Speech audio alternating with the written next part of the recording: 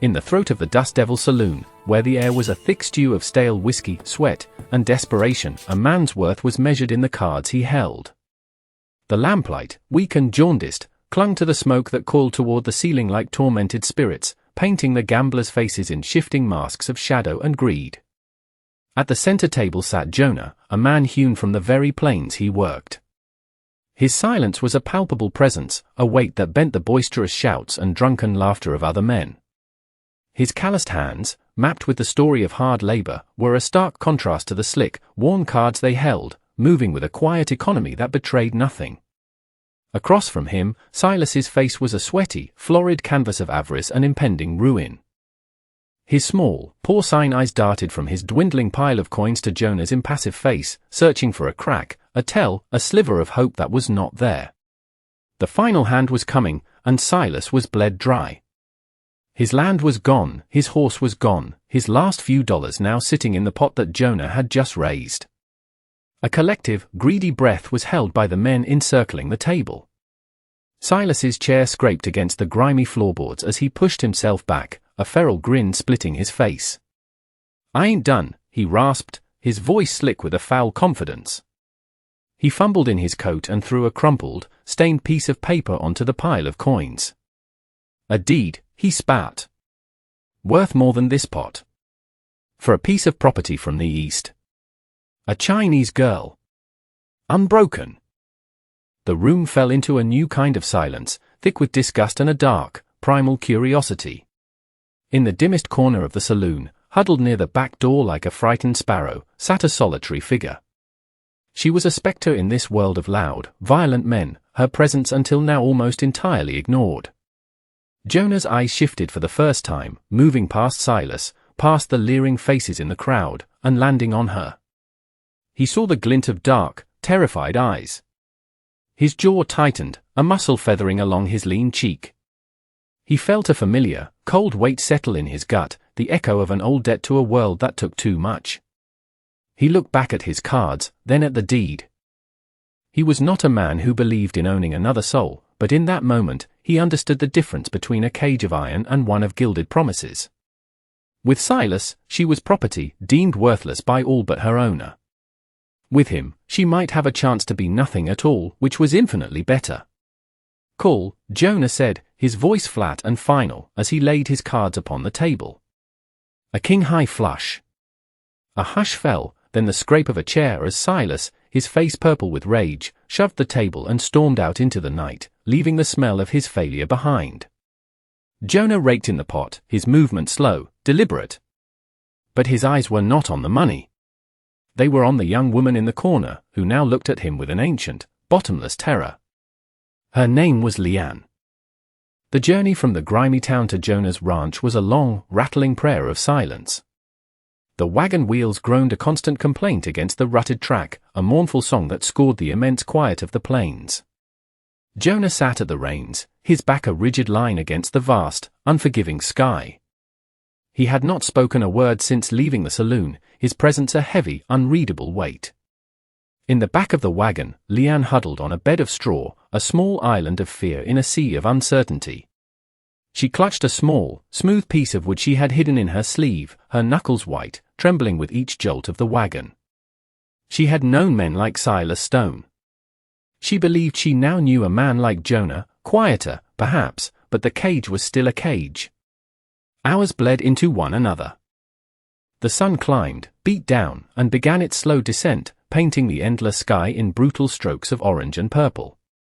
The landscape itself was a character in their silent drama, a vast, lonely expanse of sagebrush and rock that mirrored the desolation in her heart, yet held a strange, stark beauty. Once, Jonah stopped the wagon by a thin, struggling creek. Without a word, he climbed down, filled a canteen, and walked to the back. He didn't try to hand it to her. He simply placed it on the wagon bed, a foot away from her, along with a small, cloth-wrapped parcel of bread and dried meat. He then walked away to tend to the horses, his back to her, affording her a privacy she hadn't been given in years. After a long moment, Leanne reached for the canteen. Fear was a luxury. Survival was a necessity. The water was cool, and the bread was not stale. It was a small, insignificant detail in the grand, terrifying tapestry of her new reality, but it was a detail Leanne filed away, a single, strange thread of a different color. The ranch appeared as the last of the daylight was being devoured by the horizon. It was not a grand place, but it was solid, etched into the landscape with a quiet permanence. The house and barn were built of dark, sturdy timber, the lines clean and honest. A well-kept fence enclosed a modest plot of land, an outpost of order against the encroaching wilderness. The place felt like the man himself, spare, functional, and deeply rooted. Jonah brought the wagon to a halt not in front of the main house, but beside a smaller cabin that stood a respectful distance away. It was old but, like everything else, it looked cared for. Smoke curled lazily from its stone chimney, a silent, welcoming plume against the deepening twilight. He climbed down from his seat, his movements stiff from the long ride. He walked to the back of the wagon and lowered the tailgate. He looked at her, his expression unreadable in the fading light. "This is yours," he said, his voice a low rasp. He gestured toward the cabin. "There's food. Water." The door has a lock on the inside. He didn't wait for a response. He turned, unhitched the horses, and led them toward the barn, melting into the shadows and leaving Leanne alone with the immensity of the night and the deafening sound of her own heartbeats. The cabin door was unlocked. Pushing it open, she was met with a wave of warmth from a fire already burning low in the hearth. The space was a single room, but it was clean, impossibly so. A simple cot was made up with a thick, hand-stitched quilt. A rough-hewn table stood in the center, and on it sat a fresh loaf of bread, a wedge of cheese, a pail of fresh water, and a tin cup. It was a place of preparation, not imprisonment. It was a gesture so contrary to her experience that it felt like a trap. She immediately went to the door, testing the heavy iron bolt. It slid home with a satisfying thud. From the window, she could just make out his silhouette on the porch of the main house. He wasn't looking her way. He was sitting in a chair, a solitary figure watching the stars emerge, a silent guardian over a world he had just, for better or worse, claimed as his responsibility. That night, behind her bolted door, a fragile seed of something other than terror began to push against the cold, hard soil of her fear. The days that followed fell into a slow, deliberate rhythm, dictated by the sun and the seasons, not by the word of a master. A new language began to form between the main house and the small cabin, a language built not of words, but of gestures and silence. Each morning before dawn, Jonah would leave a pail of fresh, warm milk and a basket of eggs on her porch. He never knocked. The offering was simply there when she opened the door, a silent provision. He would then move through his chores with a relentless, focused energy, mending fences, tending to his small herd of cattle, working the stubborn earth of his garden. He moved like a man who had long ago made peace with solitude, his actions his only true companions. From her cabin, Leanne watched him. At first, her observations were born of fear, a constant surveillance for any sign of threat. But as the days bled into a week, then two, the nature of her watching began to change. She studied him with an analytical calm. She saw that he spoke more to his horse, a low and gentle murmur, than he had ever spoken to her. She watched him painstakingly repair a broken harness, his large hands surprisingly deft and patient. She noted the way he would pause in his work and stare out at the distant mountains, a look of profound, melancholic stillness on his face, as if he were listening for something that was no longer there. Inside the cabin, a tentative life began to unfurl.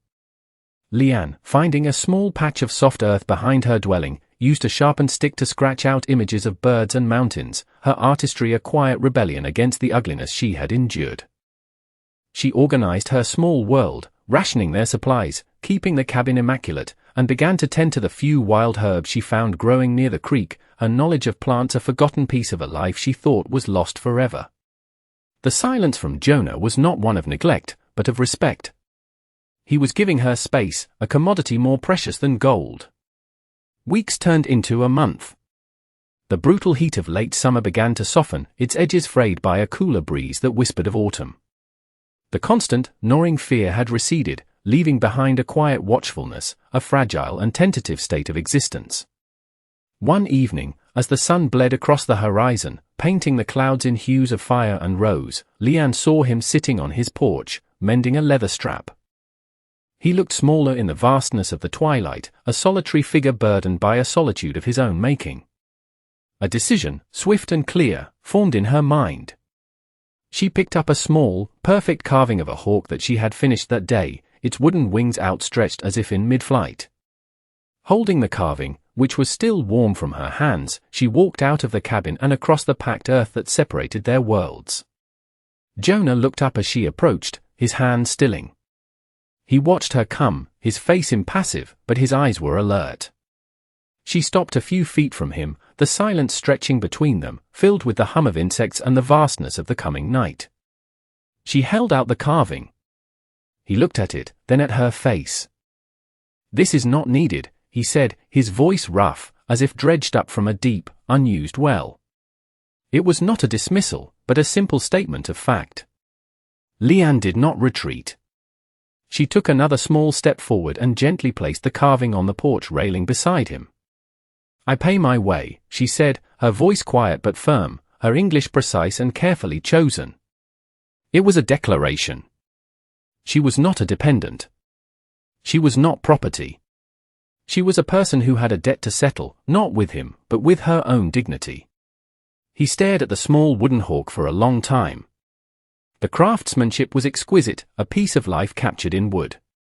Then, he reached into the breast pocket of his worn shirt and pulled out a crumpled piece of paper. It was the deed from the saloon. He didn't look at it. He rose, walked to the small fire pit he used on cool evenings, and dropped the paper into the embers. They both watched as the edges curled, blackened, and dissolved into a wisp of grey smoke that drifted up into the purple sky. The ink that had defined her existence vanished into nothing. He turned back to her, his face illuminated by the soft glow of the embers. "There is no deed," he said, his voice clearer now, stronger. "There is no debt owed to me. You are free." He paused, his gaze lifting to her. "You can leave whenever you wish." He let the words hang in the air, a gift of unimaginable weight. Then he added, his voice softening with a note of gruff concern, "But the winter comes soon. The roads are not safe. You are safe here." And with that, he turned and walked into the shadows of his house, leaving Leanne standing in the twilight, the echo of the word safe a strange and foreign warmth in the cooling air. The burning of the deed did not bring celebration, it brought a silence more profound than any that had come before. Freedom was an idea so foreign, so vast, it was paralyzing. For years, her life had been circumscribed by the will of others, a series of smaller and smaller cages. To suddenly be told the door was open was to be faced with a wilderness more terrifying than any enclosure. She retreated to the cabin that night, the bolt sliding home not out of fear of the man outside, but out of a deep, instinctual need for the familiar confines of her small world. He had taken her cage away, she thought, now she must learn if she had forgotten how to fly. The next morning, the first sign of a shift appeared. When Jonah left the pail of milk, Leanne was already awake, watching from the window. After he retreated to the barn, she stepped out onto the porch, took the milk, but did not go back inside. She stood there, breathing in the crisp morning air, a small act of reclamation. Later that day, the autumn wind, a wild and restless spirit, tore a section of shingles from the roof of her cabin. Jonah emerged from his house with a ladder and tools, his movements economical and purposeful. He didn't ask permission, he simply saw a problem and began to fix it. As he worked, Leanne came out, a tin cup of steaming water in her hands. She set it on the porch railing.